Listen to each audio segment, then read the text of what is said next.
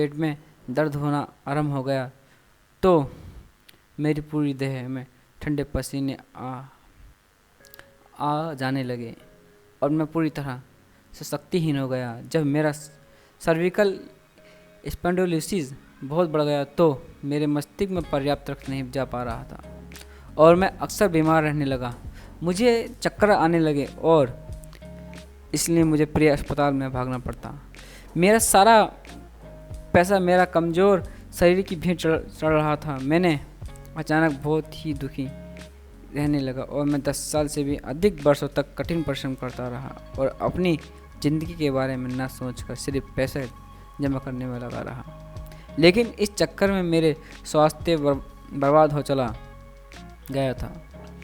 मैं इतना परेशान क्यों था? मैं अपना आधा जीवन के धन के बदले में बर्बाद कर चुका था और अब मैं अपने धन का प्रयोग अपने जीवन को वापस लाने के लिए कर रहा था।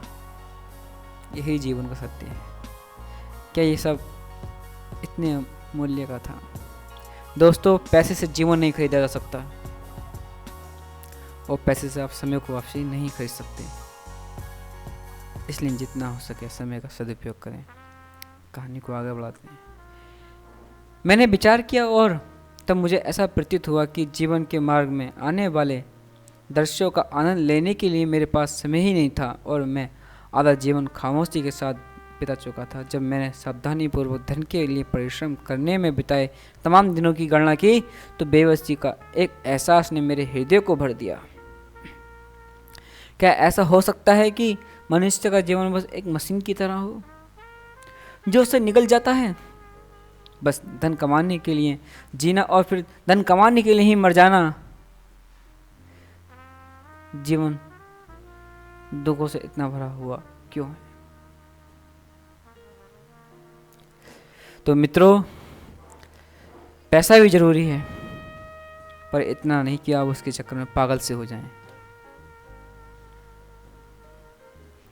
पैसा कमाना भी जीवन जीने के लिए अत्यंत आवश्यक है पर ऊपर वाले का ध्यान भी रखना अत्यंत ज़्यादा आवश्यक है। पैसा कमाने से ज़्यादा ऊपर वाले का ध्यान रखना आवश्यक है, क्योंकि मृत्यु वह सत्य है जो अरबपति, करोड़पति, खरबपति सबको ले डूबी। इससे इसकी मार से कोई नहीं बच पाया।